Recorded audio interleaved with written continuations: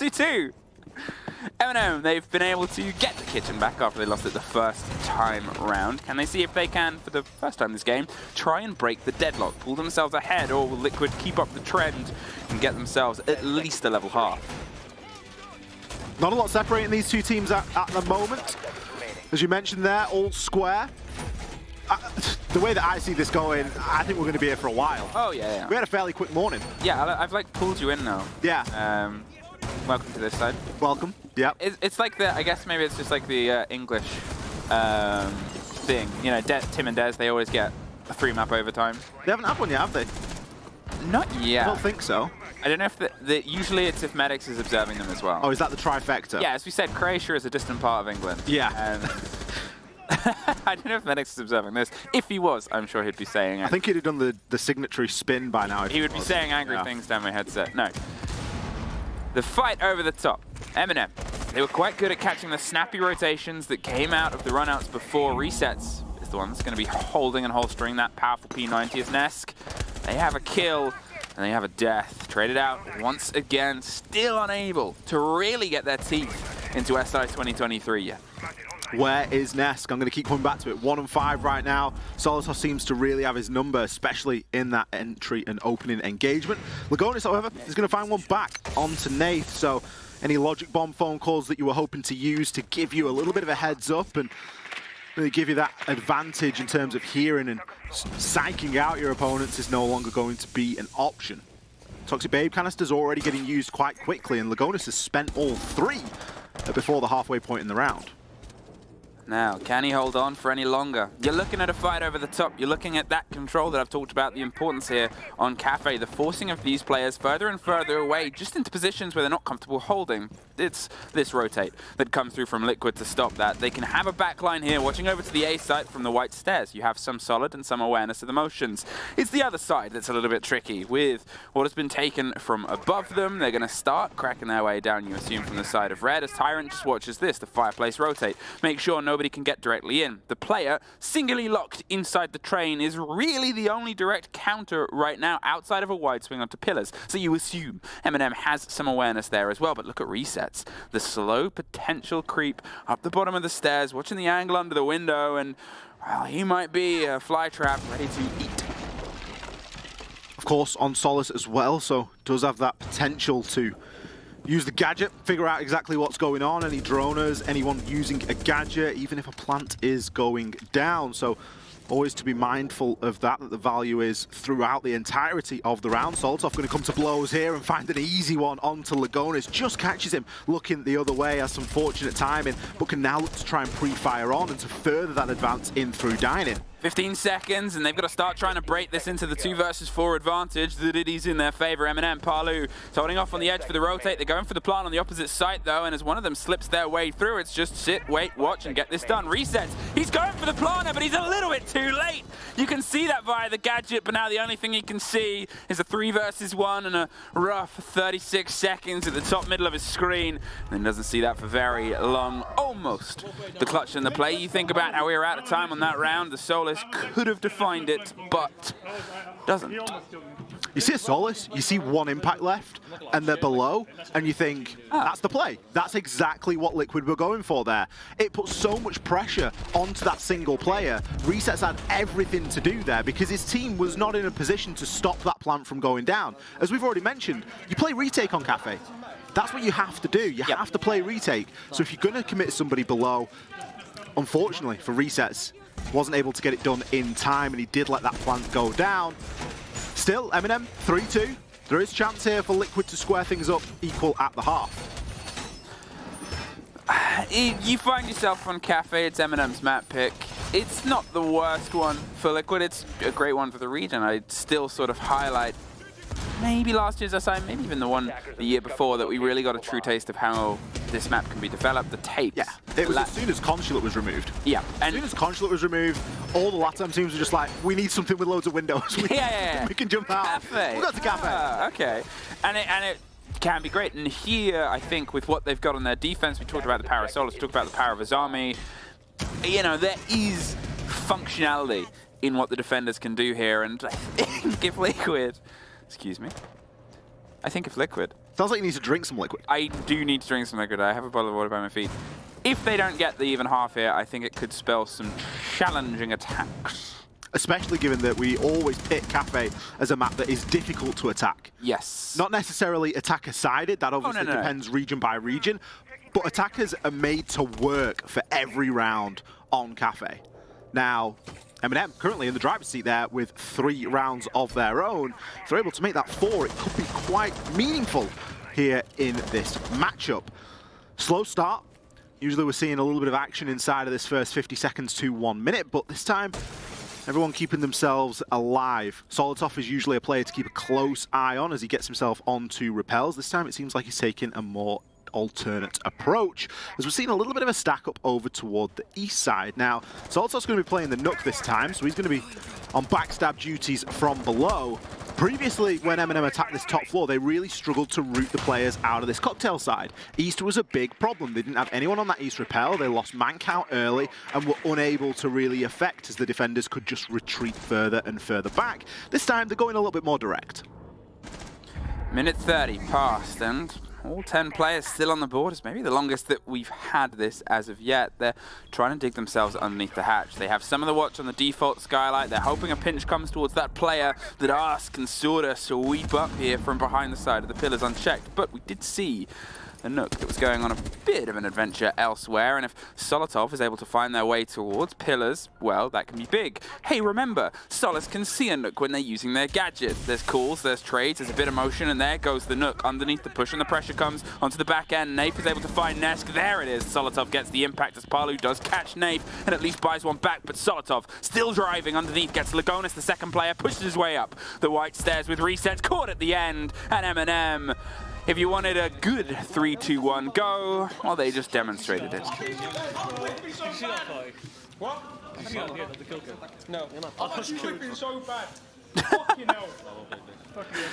If you need a translation from Nafe's accent, he's whiffing so bad, bleeping hell. I'm going to play Mosian High. I'm going to play Mosian High. Do that one. You're from Nate's part of the woods, aren't you? Yeah, I think he's from East London and I'm from West. Oh, okay. So... bit of rivalry there somewhere. Not really. I mean, there's more of a rivalry between, like, North and South. same bits of London. Yeah, Right. above the river, down below the river. East and East, they'll hate each other. It's where your football clubs are. Right. It's you know, that's the sort of make or break of friendships in London. Yeah, you're not going to have a Chelsea and a Tottenham fan in the same room. Not that I'm a fan of either, but... I do enjoy listening to Nate talk. He has got a bit of a way with words, but yeah, obviously not feeling himself on his shot so far today. He's still 4-on-4, not doing terribly. The big playmaker in that round, though, was of course Solotov. Yep. And Nate, while he may have whiffed a few shots, he was playing on the Dokkaebi. And guess what enabled all of those calls and all of those kills? It was the Dokkaebi call. All you could hear whenever we were flicking onto a player cam, regardless of which side it was the phone call ringing, and that is just such a huge audio cue that these players will use to root those defenders out. Liquid getting caught out there, losing out on an equal split here on the defense. They've given themselves some really hard yards to do now here, as they've got to go out on their attacks and perform. As we said, he kind of wanted the even half there for Liquid. Not that it's impossible to attack this map, but this map does not make it easy, and I'm still going to double down on the idea that having the Azami is one thing that's going to make it more problematic. Do like, you know, we saw Solotov go towards the Mozzie, bring that in. It was the last bit of conversation we were able to pick up to control the drone game, limit what can be put against them. They're not going to run with the Solis. For a rule that she can bring, it's always down to the team, what they feel comfortable bringing, and to be fair, it's, as you said, been banned quite a lot, so there's more than one way to crack an egg, and the egg being a drone in this. If you weren't up to pace with my egg drone based analogy. I'm glad that you clarified, I'll be honest. I wasn't sure where we were going with that one.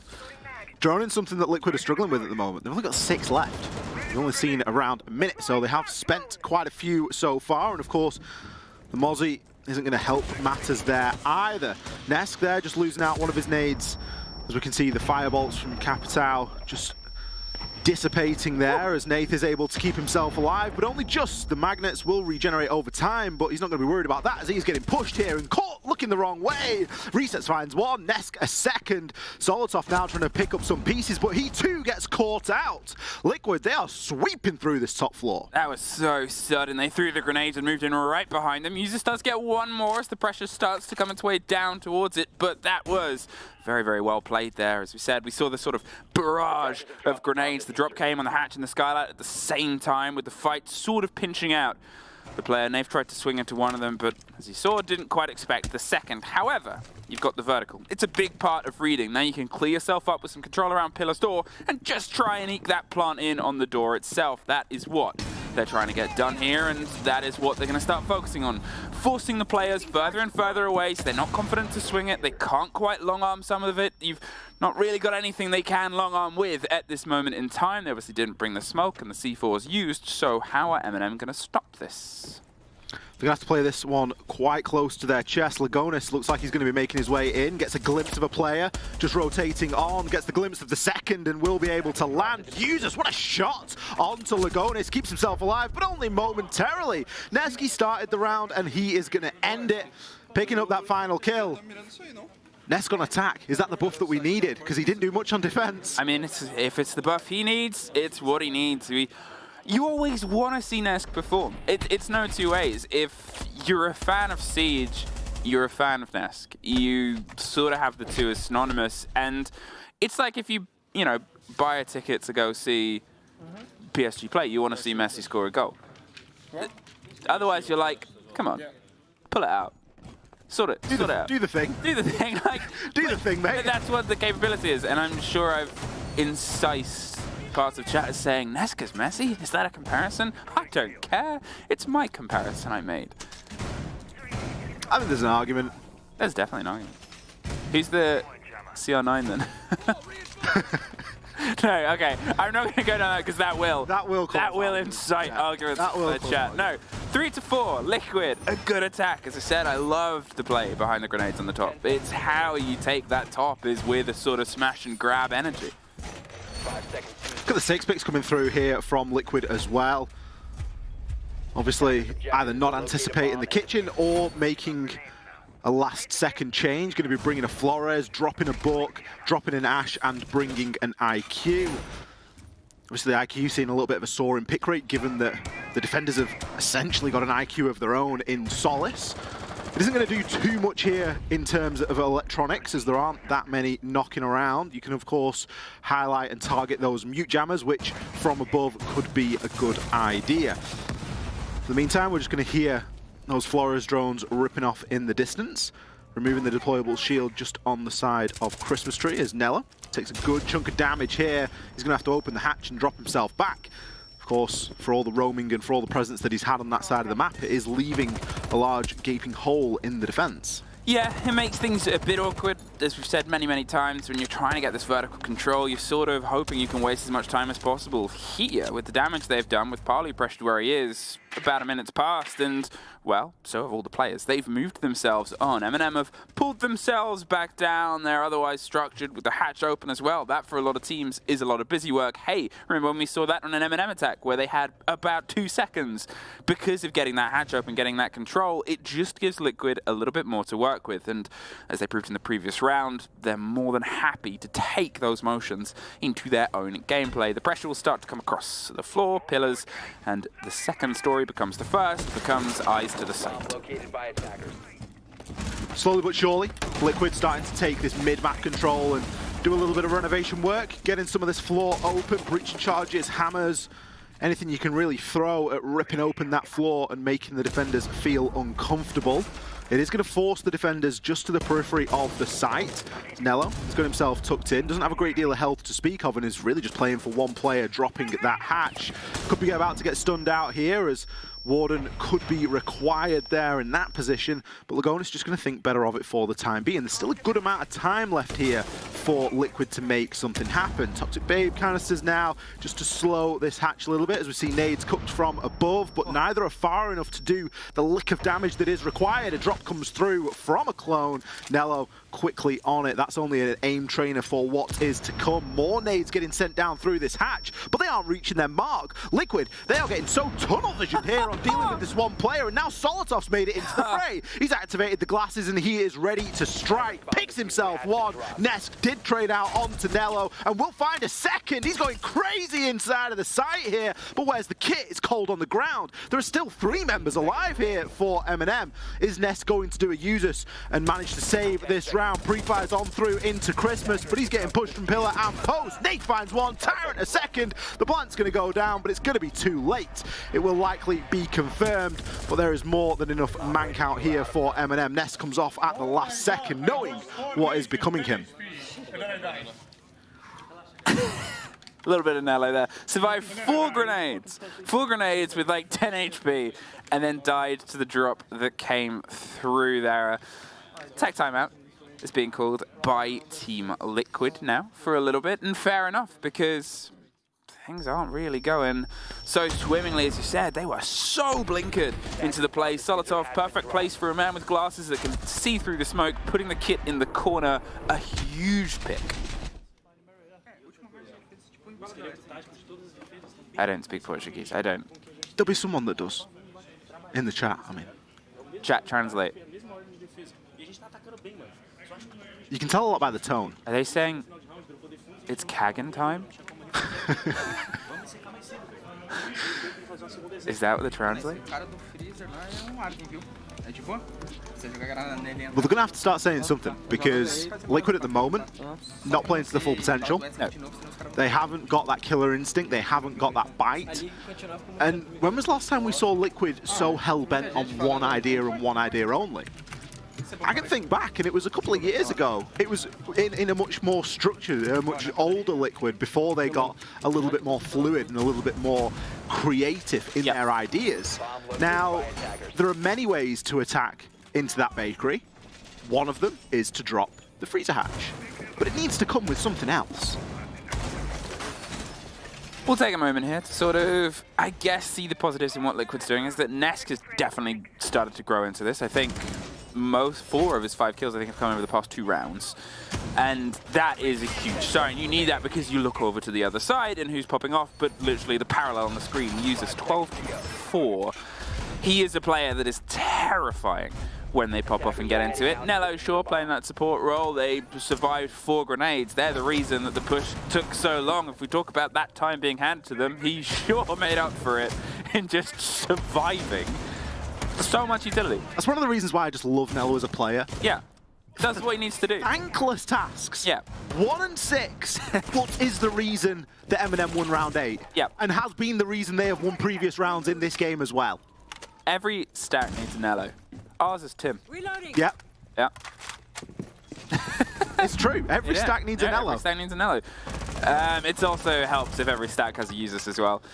5-3. M&M, can they try and push themselves onto map point? I'm quite curious to see what resets does. As I said, sometimes smash and grab is a real good bit of energy for clearing that top floor, and they're in the perfect smash grab position. They just need the right call to come through at the right time, and then suddenly they can swarm their way over the back line of the top floor and force that player into a fight that might be a little bit uncomfortable for them.